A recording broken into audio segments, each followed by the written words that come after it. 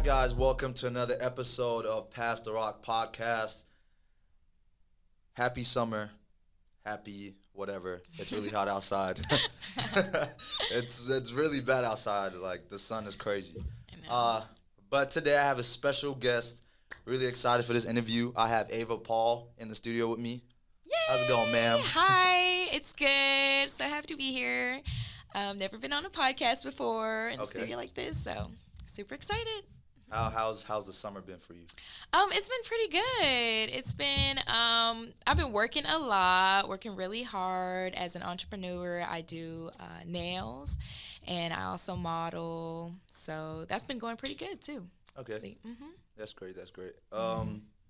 So I guess to kick this off, I'm gonna ask, like, this is gonna be like the most random question, but do you ever miss track, like, here and there, or are you just like, I did everything I could and I'm Everyone always asks me that question. Do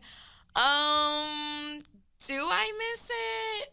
I would say that I miss being on a regimen. I miss, like, when you wake up, it's like, okay, breakfast, meetings, class, practice, and then whatever, dinner, and it's the same thing every single day. Now, these days, I'm just all over the place, up till 3 a.m., might have to wake up 7 a.m., this and that, don't eat, but I'm doing what I love, though, and, you know, making money doing what you love, too. So, do I miss it? Certain parts of it I do, but not really, no. Yeah, I can definitely understand that. Yeah. I've had people, like, say, like, because at the end of the day, it doesn't mean that you didn't love doing track or enjoy yes, it. It's just, like, I learned so much being in track. Like I learned so many life lessons and discipline that was instilled within me, that I can apply to anything that I do these days, because it was such a huge part of my life for so long too. So I'm forever thankful for that, for my coaches, staff, the people that helped me on the long way, my teammates and stuff like that. It was definitely like a growing and learning experience that I'm forever thankful for, but I wouldn't go back. Especially, like, I've heard people, because, you know, I've been friends with a lot of people who run track, and I've heard people say, like, bro, like, football and basketball, at least you have a ball. Like, track, it's just running. Oh my God, you just run. You just running. Okay, but me, I don't like to think, so I'm just like, okay, well, you just run. you don't have to think too much. I mean, because, I ran track in high school, too. And it's just like, bro, like, running. Oh my God, yes. It's like, it's just like, your punishment is our sport. But literally, they're talking about doing suicide. Everyone's crying. It's like, bro, we run around the track all day, and, like, there's no ball to keep us entertained. It's just running. You just gotta love running, and it's low key slept on when it comes to, like, getting in shape, because, like, track is, like, the one sport that you can't slack off. Like, you gotta definitely. Like, to cut off that, because in football, yes, you have to be fast to play certain positions, but it's like that's not necessarily the main priority. Yeah. In track, it's like all you're here for is to be fast, or to be at least fast. And it's just your time. They just look at your time. They don't look at stats. They don't look at videos. Just your time. Just the time. That's it. They don't have to know who you are, what you do. Like, nothing. Really, yeah, that's it. So I went to school in a smaller, like, kind of country town school. So being from Dallas, it was definitely like a little culture shock for me. It's like, where's the mall at? Like, where's this and this and that at? And stuff like that. But it's like pros and cons. It's some really cool, like, down-to-earth people that I met there too, which was cool, which was awesome. So, yeah. And I ended up getting, I did do hurdles out there, and I ended up getting injured while I was out there, I think my freshman, sophomore year. And while I was injured and not working out like that, I built a passion for nails and started doing little cheap sets for, like, my classmates, my teammates and stuff, and just went from there. Okay. So with track, because I'm guessing you probably ran track and did other sports as well growing up, or was it just track? I did. Yeah, okay. What else did you do? I did gymnastics. I was on the swim team, volleyball, basketball. Okay. Yeah. So what made what made track stand out of everything? So everything I've been in, they told me that I should run. In gymnastics, they was like, yeah, you're just good at running. You might as well just run when I was there. So my parents, they put me in everything too, like kung fu. And I really just, I wasn't. Kung fu? That's different. Yes, like everything. Piano. I played the flute. You could do anything. All around. I'm okay. It's like, it's not nothing I'm amazing at, though. So but you can do it, though. I can. Yeah, I can. there we go. I don't know how good it's going to be, but I can do it. I like to call myself a well-rounded individual. But, yeah, they just all kept telling me that I should run. So that's how it started. I started on Team Quest in Dallas. I've heard about that. Really? Yeah, I've had a few friends that I know ran on that team, like from Allen. Allen. Yeah, that's where they're based out of too. Mm-hmm. Yeah. And like I think I was looking into actually joining them at some point in time, but at the end of the day, like I wasn't even like I knew I wasn't doing nothing with track. Okay, yeah, same. I was just like you know, like I like running. I mean, I'm fast enough, I guess. So you know, we can do this. But I knew like I wasn't trying to like go to the Olympics or anything like that. Okay, yes, definitely, yeah. So starting with Team Quest, how was that experience? Because I know a lot of people, even just growing up, playing sports in school and playing for like an AAU team or like an outside team is very much different when it comes to experience. So how was that? Well, shout out to Coach Hobbs.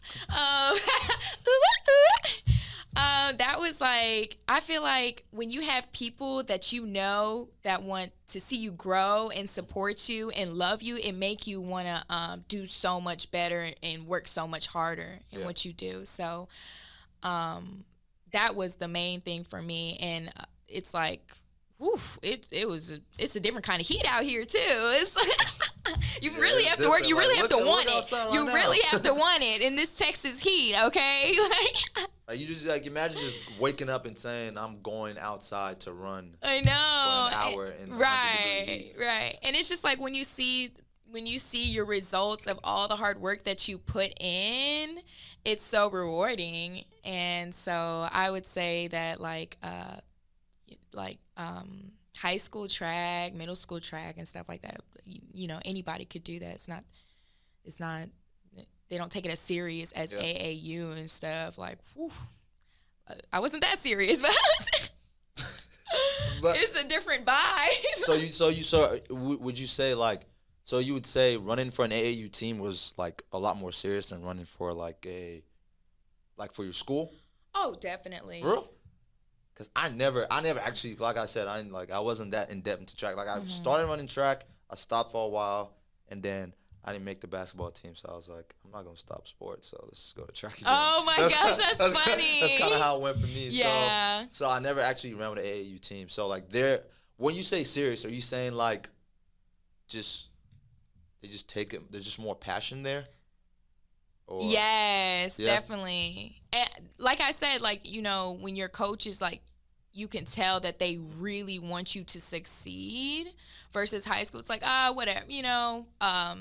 There were a couple coaches that, you know, took it to the next level and stuff like that. But I feel like for AAU and select teams, summer track teams and stuff like that, they can really focus on you and to do your best. So I wouldn't say that it's not as serious as high school, but I learned way more in my summer track, AAU, indoor track, and stuff like that than I did in school track. So true. I mean, like even running track at Plano, like our head coach was like very laxed. Like, you know, like compared to like the football team when you know if you see someone late to football practice, they're running, they're trying to get there on time, but like in track, like we would get to the field, like people would get to like the track at like 10, 20 minutes late to practice. A lot of people I know that ran track they were like the laziest, hard working people I know. If that's even a thing. So there was a guy on our track team, he was just like naturally good, And it was like everyone was just like, bro, he doesn't really practice. He's yes. just that good. Yes. And it's like it's sometimes like speed could be genetics. It could just be someone just having that muscle memory so well. Mm-hmm. And with track, obviously, the stance and like you like taking off. Like if you mess up, like you misstep anyway, like that's like the whole second. That's it. That's it. It's second. over. It's over. It's like bam, bam. That's it. Like. It's you have to watch a video and just analyze each and every stab, each and every push and stuff like that. Like, it's like if you're a sprinter, at least. And another thing is like, so leading up to my next question, when it comes to like training for track, it's like, you know how it's with track, especially for people who run, like people in the Olympics and stuff like that, like they train all year round so hard just to run like 10, 20 seconds in a meet. And it's like, it's crazy. That is like so mentally, like, because in basketball you have, you know, an hour or so to play. In football you have so much time to play. It's you have 15 minutes every quarter. Yeah, you know? It's just so much pressure. Yeah, but like track is you don't get false start. Okay, 5 yards back. Let's go again. It's like, oh, you literally messed up. That's it. You're done. Like, you're done. That's it. And it's like, it's happened to me before. It's crazy. How was that? Like, how was that for you? I couldn't even process it, to be honest. Like, you know, sometimes it depends on what the situation is. Sometimes they'll give warnings. Sometimes it's just a red card and you're done. That's it. Like everything that you trained so hard for, it's just like not down the gutter, but it's like, wow, I couldn't even show that off. Yeah. And yeah, I was upset at first, but you have many more races to prove, you know, that you're capable of doing what you trained for. So, yeah, I feel like everyone false starts at one point in time. It has to happen. It's like, because you're not, even Usain Bolt did the same thing. Right, exactly. Like you, it just happens. It's just like even the greatest of all times and everything has messed up in their work. It just happens. Right. You just got to use it as a learning process, because it's like, I messed up right now. It's done. Like me yelling and kicking everything is not gonna change anything. No. So it's like, I mean, it's like, it's just so hard to process because it happens so fast though. Yeah. So it's like, oh man, like wow, it's crazy. So how was it in high school? You running track for Plano and then also running track for Team Quest. How was that like with that in school and then obviously your social life and everything? Were you working also? Like, did you have a job at the time? I was, yeah. So how was all of that, and like, just how was it? You know, time management in high school, no one has that. Like, we procrastinate all through high school. Mm-hmm. So how were you able to just balance everything and just, you know, keep up throughout your whole time running track in high school? Well, it wasn't easy. It was not easy, and I would not say that I was the best at balancing it. You know, some things you lack, some things you do better at, and vice versa. I was serving while I was in school, part-time, and running on the Plano track team. I was also on Team Quest, which we practiced either after practice at Plano or on the weekends. Mm-hmm. And what else? Yes, school, obviously. School. I'm like, oh yeah, school. Forgot about that. The main thing I came here for. Yes, school.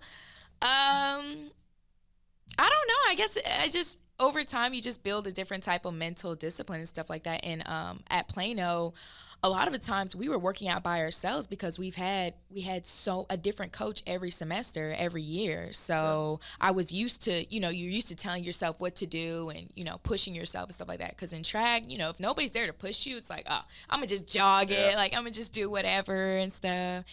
And I don't know. I really just enjoyed serving at this Italian restaurant that I worked at because the food was so good. What was it called? It was called Roman Cucina. Is this still open?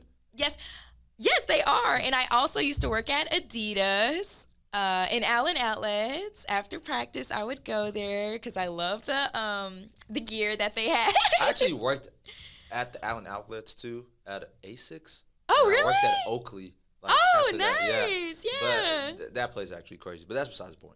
I think Adidas is still open. I'm not sure. Yeah, I haven't been there in a minute. I know, same. Like, ever since COVID and stuff like that, and I just moved back not too long ago. So I really haven't been there. So Yeah. But overall, it's just really rewarding, like seeing how much you do, and like I said before, putting all that hard work in. And So, when did you get your first offer? Do you remember? Like, do you remember what school it was?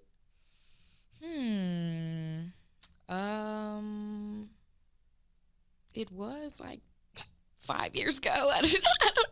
Okay, so let me it's been a while. let me place the question this way. So, at that point in time, every high school athlete that wants to make it to the next level gets to this point where is that person's getting a scholarship or is getting, Alabama or like Texas or and UNT, whatever school is coming out to look at this guy or this girl, and I'm trying to get to that point as well, but I'm not there. Was there any point in time where you would say that you had pressure weighing down on you because you maybe saw people around you getting that college attention that you probably wanted, but at that point in time you weren't getting it just yet? Like, did that put any pressure on you at all? Well, for track, because of the season, it's like you get your offers, I feel like, a little bit later. Yeah. It's like all the other sports pass by, and then you're like, I'm just sitting here and whatnot. But I knew just with prayer and patience that I would definitely get the offers that I wanted, which I did. So, and it was through email, through calls, mainly through mail, which was pretty, like, it was pretty exciting, honestly, seeing that and stuff like that, because I'm the only athletic one in my family. So my parents, my family, they don't really know much about athletic sports, period, or track or anything like that. So I felt like it was just me and like my AAU kind of track team helping me out and stuff like that. I mean, my family's there for support, but it's different when they don't understand. It's just like, you go. But I don't know yo, what's a good time? Like, so how do you jump over the hurdle, and stuff like that. Yeah. And I actually remember we had got a new coach my senior year, and I was kicked off of the team. Yes, at Plano. I was kicked. Wait, what coach is this? Oh, you don't have to say the name. Coach Tadari. So why did you get kicked off? Oh man, it was just so much stuff. Like, just mainly like, I feel like there was so much animosity. Yeah. Between, like, she was new to the school and a new coach, and just want to assert your presence. Yeah. And I feel like in a wrong way with me, and like a lot of people on the team, we know what to do and stuff like that. And it was just, I felt like I don't. It's cool. Okay, so moving on from that, But my letters were held.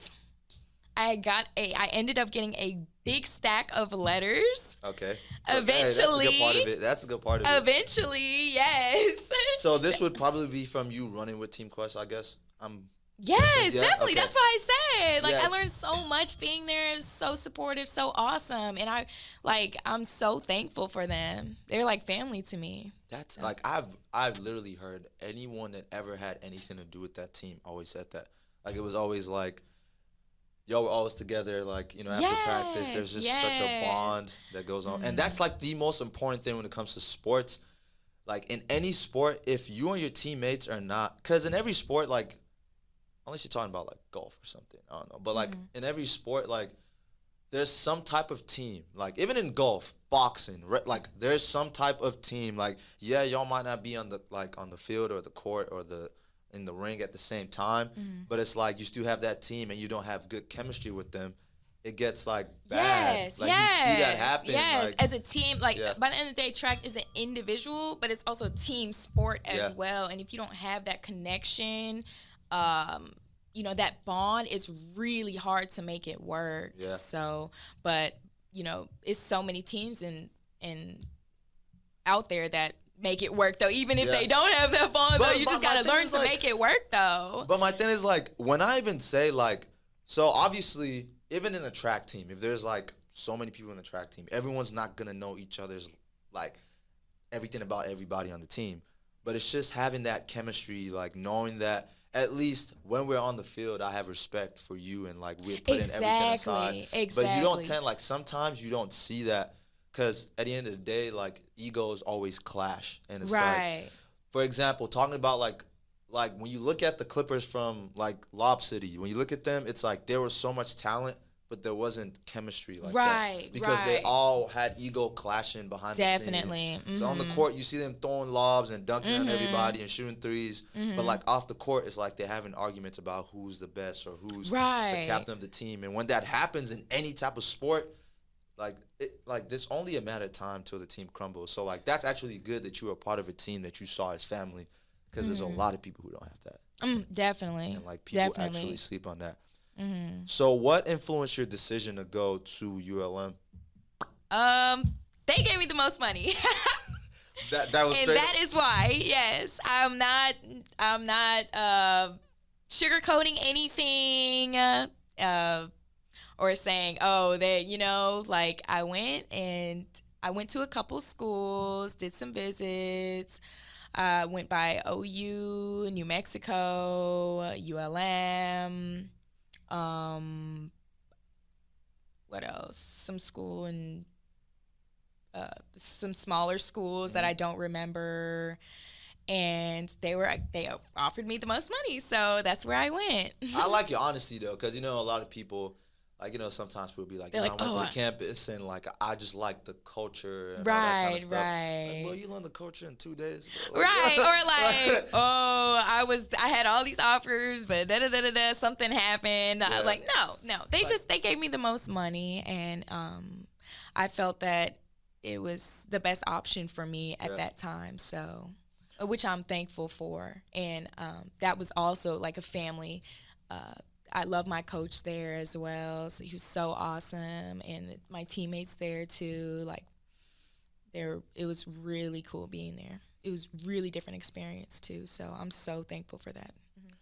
That's, okay, so talk to me about your transition from high school to college. Like, just like you said, going from running high school track and, you know, Team Quest, now going into full-fledged D1 college track and field. Like, how was that? Like, I was so ready to get out. I was so ready to go. Of high school? Yes. We all were. Yes, we all were.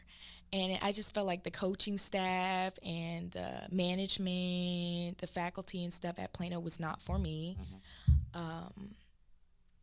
And it's just like the way that they were swapping coaches out so fast. And, you know, it just take a while to get accustomed, to get into a routine and the workouts and stuff like that. It just, again, wasn't for me. So when I first got to Louisiana, I was obsessed with crawfish. My first time having and the crab legs, all that. Yes. My coach was like, "Oh my God, Ava, you need to slow down on the food." I was eating jambalaya, gumbo, all of that, like unlimited in the caf. See, I can't even get into so crawfish. I can get into crab legs but what crawfish is, oh no, I like shrimp. But with crawfish, I literally had I tried crawfish for the first time in May. And I was kind of mad at myself because, it's actually pretty good. And, okay. Everyone told People me, are like, it's nasty. No, my only problem was one, when crawfish is kept for, a few hours, it gets really, the smell just kind of gets everywhere. Yeah. And apart from that, my point is, bro, I'm going through all this to get that little. Bro, it's that's I can't get, I don't think you can get full from just, and the way I saw it is, okay, it's, you know, I see so much crawfish. I'm just going to, this should be enough. But it's, it's not like chicken wings or, chicken strips. You have to, fight through it and everything. And I was bro, I never actually understood that, but I tried it for the first time, man. It's pretty good. So. Yes, I loved it. We used to have a crawfish boil after every not every track meet, but a home track meet. A crawfish boil for anything, anything. Oh, we went to class. Let's get crawfish. Yes. We just did get today crawfish. Yes. Whatever, anything. The sun's out crawfish. Right. But, so fun. I mean, so how was the culture from moving? You know, you said being in Dallas, growing up or at least growing up in Texas, and understanding the culture of Texas, and now moving somewhere different where it's it's not a different country, but it's a different no, state, they and the different culture out is there. like different. So how they like are different. so talk to me about that culture change, and also like you like your favorite things about being out there. I have a lot of good and a lot of bad to say about being out there. Go ahead and say them all. Let's see. When I got, it's just like the people there they're different. They're so different from being in town and being in the city and stuff like that. Like a lot of, I didn't realize how blessed I was, because a lot of people, Louisiana is one of the poorest states. Yeah. So, but at the same time, a lot of the people are so like country and just down to earth and so genuine. They talk about that Southern hospitality, which is great too. So, that was always cool. And it was a lot of people on my team from Dallas. Majority of my team was from Texas. Even my roommate was from Dallas, was from Skyline. Oh, so real? yeah, they recruit out of Texas for all of our athletes. I mean, I feel like that's such a big thing. Like right, Texas. It's so many people I went to Plano with. Like that you went to school okay, with no, well? a couple of people that went to Dallas. Okay. That I was like, what? You were in Dallas? Okay, but it was like a couple people. That makes sense. Like Texas is just everywhere, and it's like I wouldn't say you take for granted, but when you're in Texas for so long and maybe you just go to like Houston, Dallas, blah, blah, blah, like, or you go somewhere for like 3 days and you don't really pay attention to so much because you're around all the people you know. Mm-hmm. When you go to a different state for the first time, or like, for example, I went to Indiana, and like the difference between Texas and Indiana is it's completely different. Like completely. You go out there and it's just like you expect everything to be the same, like food wise, even restaurants staying open is late, or like people talking the same. And it's like, bro, even little things like you go out there. Oh my God, yes. I was wondering why everybody was calling me son out there. Like why? In Louisiana, that's what they like out here they're like, oh, like bro, really? Like bro. Yeah. They'll be like, son, really? Like son. And you're come like, on, son. What are you talking about, bro? What are you talking? I was so naive, so green behind the ears. It was just so funny to me. I remember that. We go fishing. Yeah. They would have like people would go to mud rides out there. Super fun. Just really different though, and it's just it was a cool experience. Yeah, it's very. But it's very different. Like Texas is different. Like you go out there, like you, especially I think we don't realize how much we say y'all. And it's not even like it's not even like we say y'all so much, and like people are just like, bro, y'all use that a lot, and it's like they don't use that as much as we do, and it's like even going like there's like a slang, like I'm used to saying stuff like bad all the time, like oh yeah like yeah bad, oh true, stuff like that. Yeah, and you go out there and they're just like, what they're are you like saying? What are you talking about? What does bad mean? I like, know. You mean good? I'm like, nah, it's like you have to explain to them. But at the same time, I knew someone from like who was from the Maryland area, like the DMV area, and she was like, whenever she would text, she would say like, I think it's like ARD, and it just literally means all right. Like, but it's like I was like, what is ARD? And it's like, bro, like she just kept saying ARD. I was like, what is ARD? And she was like, oh, it's just like all right.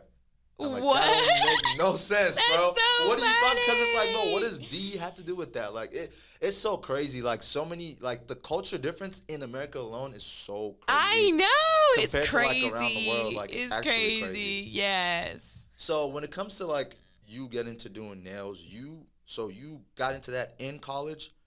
Yes, while I was injured. Okay. While you injured? Okay, so I had a little bit more free time. I decided to venture out. I was a server at Hooters in West Monroe. Okay. That was the only Hooters out there, and they ended up firing everybody and closing down the restaurant. Yes. So, like, did they, like, did they do that to close down the restaurant, or did you just like start firing everybody and we're like, okay, I have no idea, but it literally closed down like 2 weeks after. That's kind of crazy. This is that's actually crazy. I know, it was crazy. It was. So what sparked that? Like, what even like were you just like looking through stuff or like being on Instagram or something? Like, what actually got you to that point that you're just like, I want to learn how to do nails? Like, what got you there? I've always loved like the idea of nails, and you know, I'm so used to always having a job, at least a little, like some source of income. Um, so once that happened, it definitely sparked an idea in my head, and I was like, well, I'm really interested in doing nails. Saw, like, really taught myself from like YouTube and just practicing on my teammates. Oh my god, my teammates were like, Ava, please no. I'm like, please, can I practice on you? I know it's lumpy, I know they're not coming out good, but please. And over time, just practice lots of hours and stuff like that, I got so much better, and I just kind of wanted to be my own boss. That's really what happened. And it's been going great. It's been going awesome. So I still have so much to learn, but I feel like I've definitely, made a lot of progress in this amount of time, especially with COVID too. It's like everything was closed down. You know, it's not really much else. So when you started, did you see yourself? Did you ever see yourself going this far with it? Like, did you think you just thought you were just going to do it for fun, and then when track started? No, I was doing it to be completely honest, I was doing it as a source of income. Okay. For money, strictly. Like, that was that. And as I started to build a passion for nails, I saw my work get so much better. And it's just like, you can't do stuff and just think about the money. Like, you actually have to have a passion, have to have a love for it. And that's what I realized in track too. And it's just like, as you get older, you just get different interests, or you lose interest, and you grow into different things that you like. And me, I'm all over the place. I love everything. I love to try everything. Yeah. So, while I was injured, I just had a little bit more free time, and they closed down my job, so I started. I used the last of what I had to order some cheap stuff from Amazon. That's actually great. Like, that's actually like that's a story to look back on and be like I came from just saying, okay, here we go, let's just do this, and then now it's just consistent, and you're good at it, and you actually love what you're doing. Yes, I do. And it's so awesome just being creative and using different colors, and people, it's a way to express yourself without having to say a word through your nails. Like, when people, they haven't said a word to you, they haven't said a word to you or got to know who you are and stuff, but they see by your clothes, your nails, your hair, and it speaks for you. So and just like you were saying, when it comes to you have to get to that point where you understand that money is gonna come. Because if you don't have that passion, when you look at people like even Elon Musk, Jeff Bezos, all these kind of people, at some point in time they were down there. At least some of them, not all of them, but they were down there. Even when it comes to athletes, LeBron James grew up with a single mom, people like that. Right. And it's you have to get to that point where it's not just obviously everybody wants to make money. Let's not cap. I love money. We all love definitely. Money. But if the money is the number one thing that's pushing you, what happens when you go through a time where the money goes down? Right. You just don't care. Yeah. You just don't care. I just don't care. I saw myself doing sloppy work and stuff like that. I don't, but when you finally start to care and become more passionate about stuff that you love, it don't matter. The money don't matter. It'll come as it pleases. So it literally doesn't. And just, I guess my best example of that is when you look at, in different sports, when you look at people who got drafted very late, it's they're getting money, but not the money that everyone's oh God, you got drafted 3rd overall, you making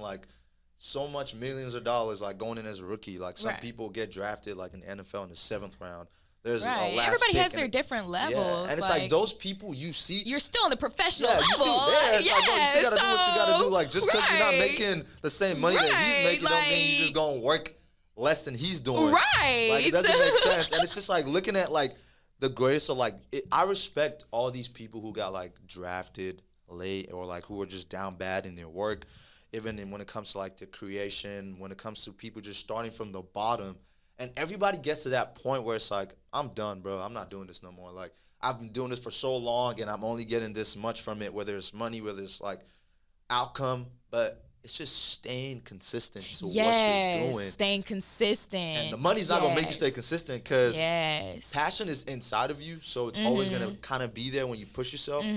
But, like, money only comes when money comes. Like, when you don't have the money in your hand or it's not in your account, like, the money can't motivate you anymore. Exactly. And that's literally that's kind of what separates so many people from how they got to. So I'm really, like, I'm like, it was really nice to hear, like, you talking about you having to, like, step out of that money phase and realizing that definitely. Yeah, I'm not going to sugarcoat it for people because they see, like, oh, you know, I could do that, but they don't see the long hours and sacrifice that you put in order to get to where you are. Nobody see that.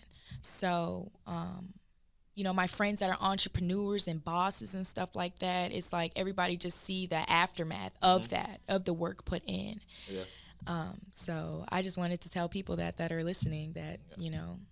That's another thing I try to get on people's ass about sometimes, like when it comes to, like, oh, bro, he's so lucky, bro. Look at him. He has this. He has the best of stuff. I'm like, bro, you think he just woke up one day and had that? Like, you know, like, yeah, there's some people like Donald Trump who, like, woke up in riches, but, like, there's also other people who, like, actually, like, you know, they had to grind for everything that they got. And, like, right now, and they're very deserving of it. Yes, like, everything they get to this day, like, they deserve it because they put everything they can. They didn't cheat anybody. They didn't cut corners. They didn't do anything crazy to get to that money. They just followed the passion and worked.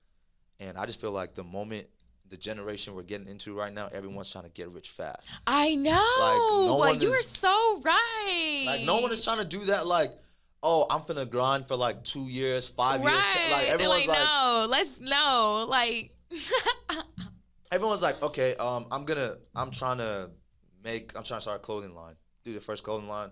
Okay, I didn't make too much money. I'm done with that. Let's try shoes. Right. Bro, you can't do that. You got to just stay consistent.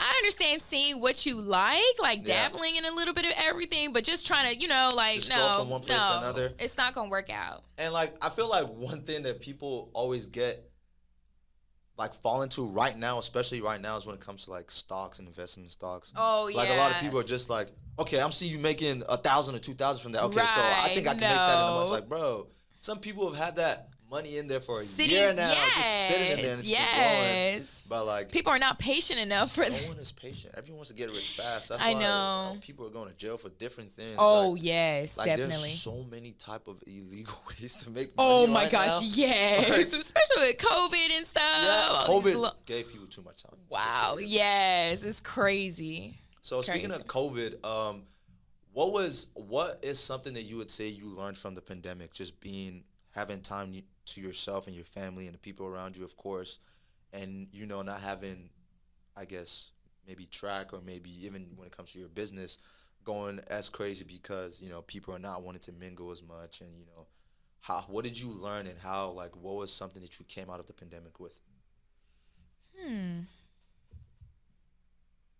Well, I think it was a huge transition for me because when I stopped running track, it was very last minute, and I just gave my coach a call. I said, I can't come back. Like, I don't want to, you know, and transitioning into an adult and I was trying to find a job too. And I was applying to hundreds of jobs, wasn't hearing back from anybody. So the entrepreneurial life really sucked me in. It was all I had at that moment. And also just being an adult, like paying your own bills without a check from the school, without, you know, like just strictly off of your hustle. It definitely brought out a different kind of hustle that I did not know that I had. So, this quarantine, this COVID, brought out a different kind of grind in me that I did not know that I had. So and passion for, you know, different things that I do love. So for me, definitely I think I definitely learned a lot during the quarantine. One thing, first of all, I started this whole podcasting during the peak of quarantine. So that's one thing I'm grateful for. And even I've had hiccups on the way. Like, I've stopped and just kept going. Like, it's like an up and down. Yeah, it's like that beginning phase is like so crazy. And it's like, one thing I really appreciate about the quarantine is that it let me, so, there's no in-person classes anymore. You're just doing homework and maybe online class, and that's about it. The rest of the day, like, literally, I stayed in Lubbock the whole, because, I went to Tech, so I stayed in Lubbock the whole time. Came back to Dallas for, like, a month, and then went back to Lubbock again. Like, last year, I was in Dallas, like, combined maybe 2 months in total. Like, type stuff. Yeah. Wow. So, like, I was like, I like, ever since my sophomore year of high school, I don't really come home that much because I'm always trying to, like, I feel like whenever I come home, I get very relaxed because I stay with my parents and it's like, okay, they're buying everything. It's like, bro, I get too lax and I don't like that. So I just stay in Lubbock or just travel around and find new things to do. But during that time, just being in Lubbock, it would just be wake up every morning, do my homework, get on the game, go out with a friend, get some drinks, all that kind of stuff. And I was just like, bro, this is cool. Like, I'm getting relaxation time, but let me think about like what I can do. And I came up with this idea, of course, and then also it just gave me the time to think that this was about 2020. I was like a year away from graduating now. And it's like, bro, like you got to think about what you're gonna do when you graduate. Like, oh my gosh, like of course you wanna have that self-owned business. Okay, that's cool. Is it there yet? Are you? It's crazy because I didn't even want that. You didn't want that? I wanted a regular job. 9 to 5, go home. Yes, come back. I wanted. I like stability. Yeah. I like being comfortable. All this like up and down, like it's my lifestyle though. It's meant for me, but I'm getting more comfortable with embracing that though. But I definitely wanted that. But I realized that I was trying to live a life that wasn't for me. A lot of people was like, oh, you should do this, you should do that. Like, I was like, yeah, it sounds good, but it just didn't feel right inside. So, as you having your own business and like stuff like that, what that feeling is, working for your own money, working for yourself and your own boss. So, and it's just like having to like every single thing. There's no like, oh, hey, boss, like, this is down, so we got to, no, if whatever is down, you got to pay it's for that. on you. Like, everything is on you. Look at yourself. Like, there were times where, like, maybe a mic would just blow out or something. Or, like, gosh. software would be I know they're weird. Expensive, too, right? Like, and it's, like, the better quality, expensive. So, it's like, bro, there are times that I would be, like, looking in front of my laptop and just close it and go to sleep just because I didn't want to think about. Oh, like, yes, when all else fails, take a nap. Just take a nap. Take a nap and try again. Step away from what you're doing. It's like, someone had to tell me that because every time I'd always like get frustrated, like whenever I'm trying to figure something out because I knew nothing about podcasts and had to learn it by myself. Wow. And just ask other people that I knew had done it here and there. And it's like, I got to a point, it's like, and like someone told me, she was just like, sometimes you just gotta like step away from what you're actually doing. Just like, I'm not saying abandon the whole thing, but it's like just step away from the laptop for like an hour. Just get some time and get some you time and then come back. Try a clean slate. I know, right? It's like you're not gonna you're not gonna go crazy about trying to do what you do, but like at the same time, you have to know that balance of when you need. Definitely, and that's something that I had to learn too. It's just like, when I lay down in bed super late at night, my mind was just rushing, just thinking about like my next gig, my next this and this and that. I didn't realize how much, like your mental health, putting your mental health first and relaxing and getting some you time, working out, like, stretching, stuff like that, drinking water, getting good, decent amount of rest is vital for you. I actually did end up in a hospital a couple times from overworking, yes. So when my body tells me I need to slow down, yes, listen to it. Your body will shut down. So, yes, rest. Stressing about it the whole entire night, the whole entire day, doing the most, not getting enough rest, not putting, good foods into your body and stuff like that. It'll take a toll on you. So that's also something that I have learned. Yeah, that's one thing I just always tell everybody. Like, everyone has their way of coping with mental health or like just having their own rest. So just find that way of the way that you relax, like whatever gets you whenever you're stressed out and everything's going crazy, you just need to find a way. Like, people have so many ways. Some people like just go watch TV, take a nap. Some people Right. pray. Some people Yes. some people do so many things. Like and it's like, bro, just find that thing that helps you just chill, because otherwise you're gonna go crazy trying to make it in life.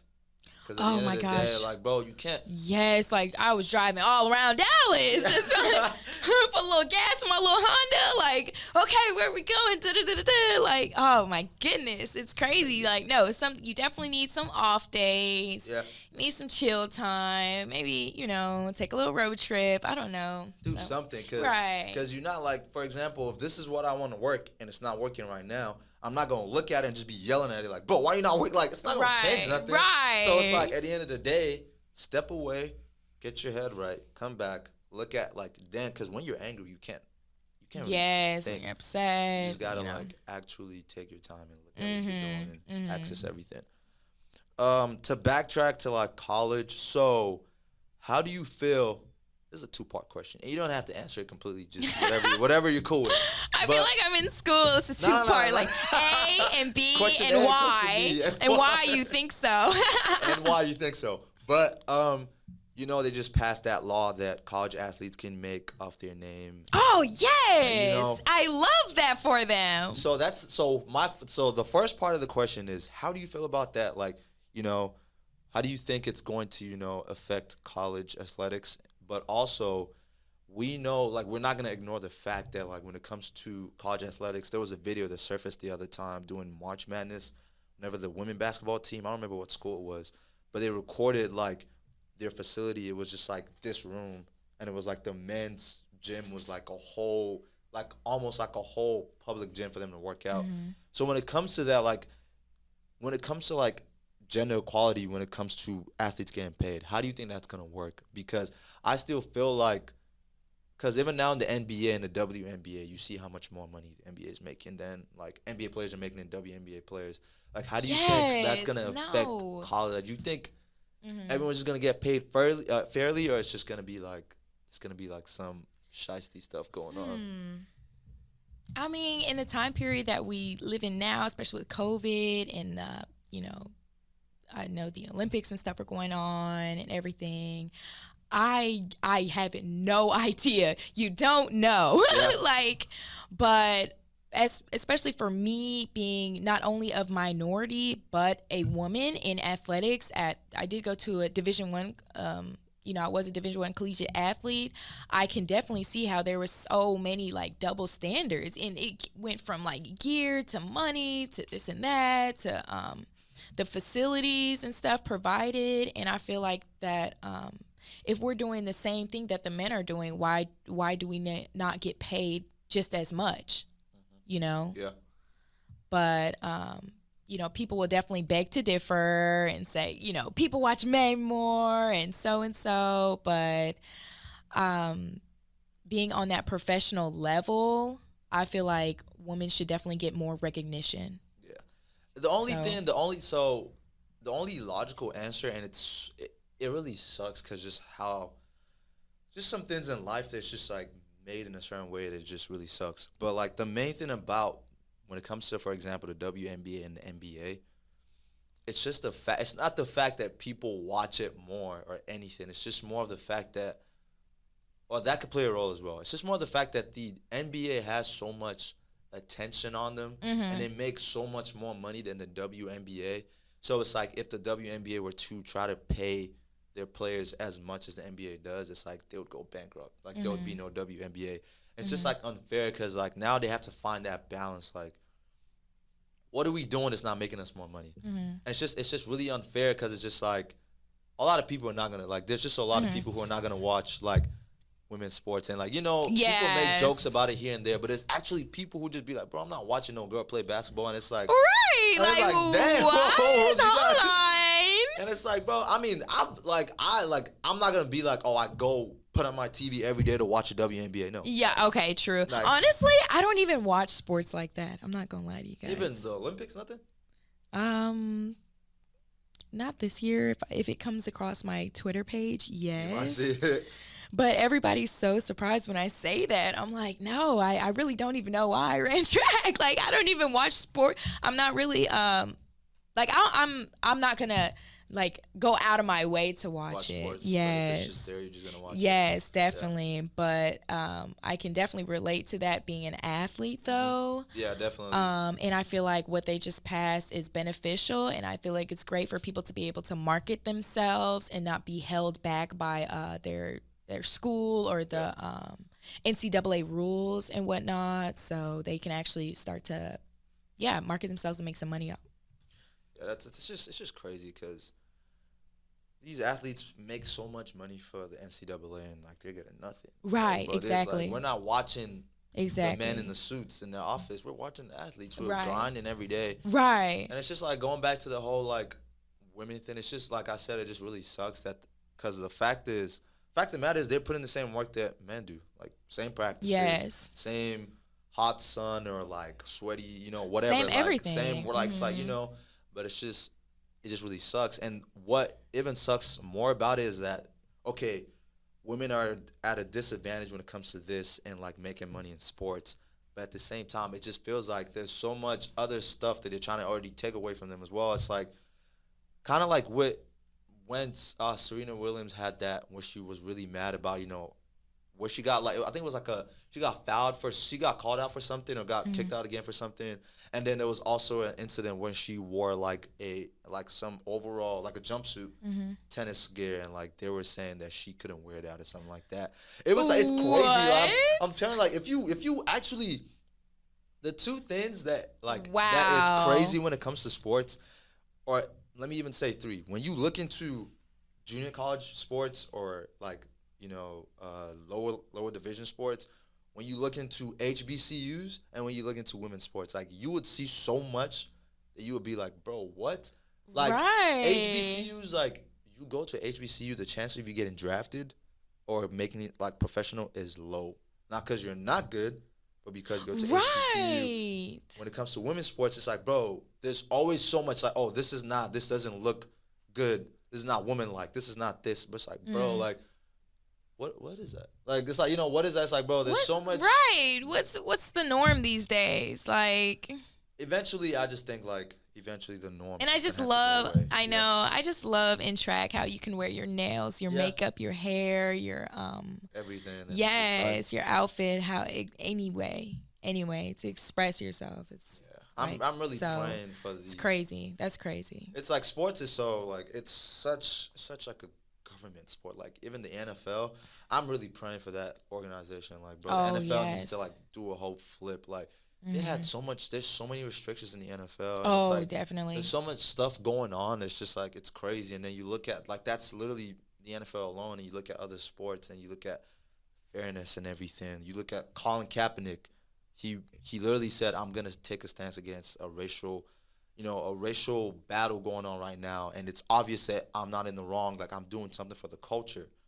The NFL is supposed to back that up. Like he's your athlete. You know what I'm saying? Yes. Like so, it's like right. It's like, bro, he got fired for like he literally they took away his way of making money because he wanted to stand for something great. It's like everything that's going on is ridiculous. It's ridiculous. But I mean, eventually, I just hope there's a balance in sports and athletics. Definitely. But to close out this episode, I just got a few questions.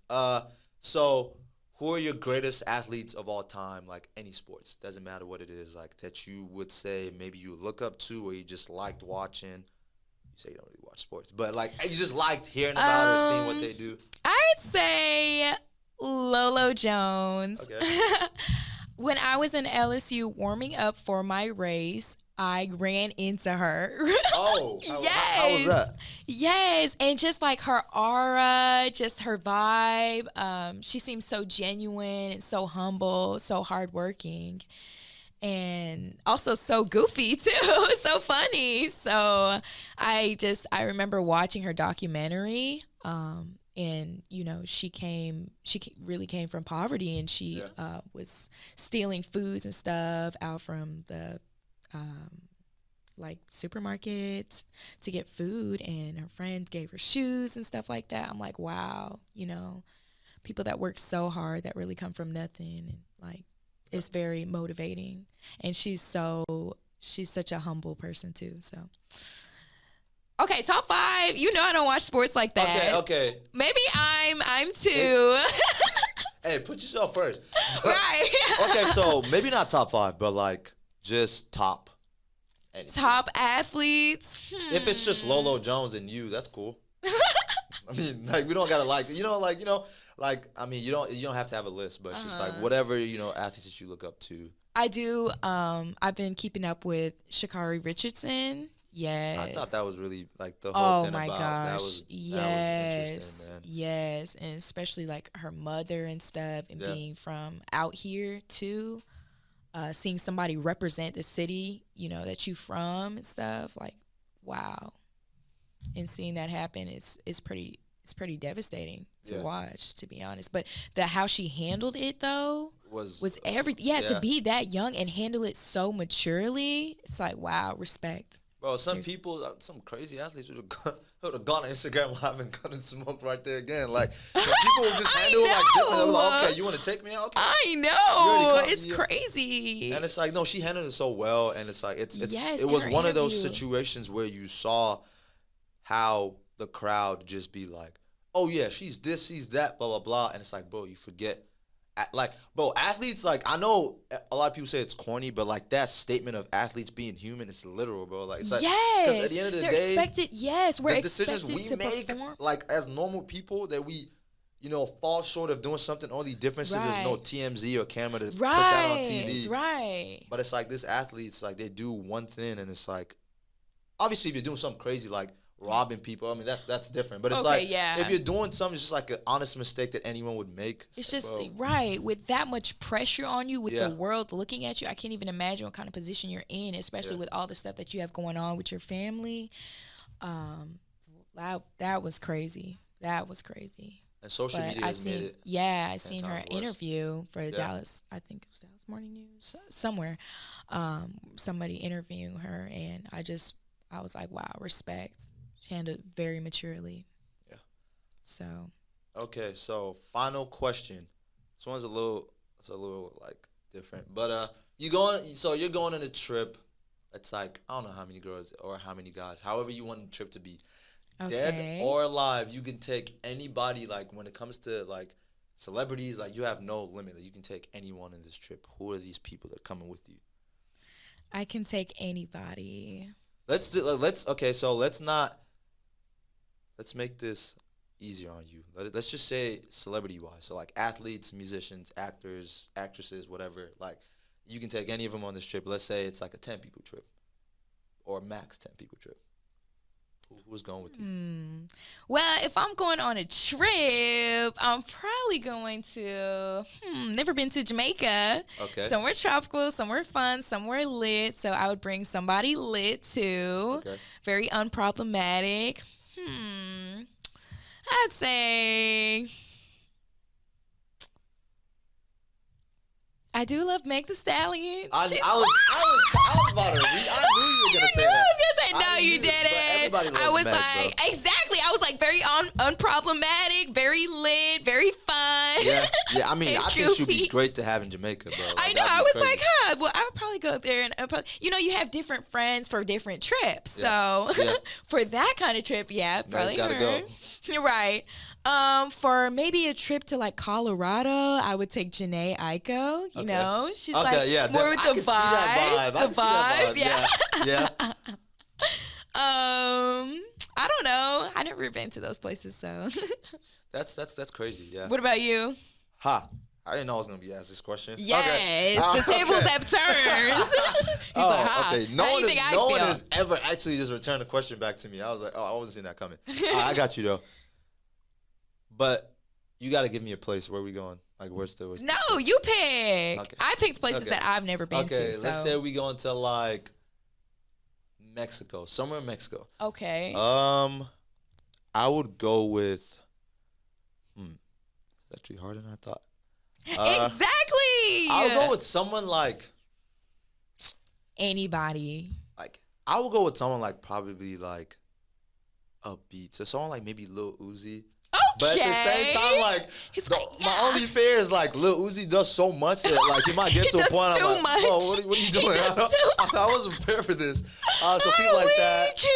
if it was like Colorado or somewhere like LA, I'd go with like Travis Scott. Oh, definitely. Like I feel like he'll be more the vibes. Vibey. Somebody else that I would go with, maybe. If I was going on some business trip though, I'm going LeBron James. Oh, okay, I'm gonna definitely. figure out how he came with all this millions and billions of dollars apart from basketball. Right. So definitely I'm going with him. But Smart. I think those are my 3 people right now. Smart. But anyways, we've come to a close of this episode. Thank you so much. It was an honor. Thank you. Having you. It was awesome being here. Yeah, thank you so much.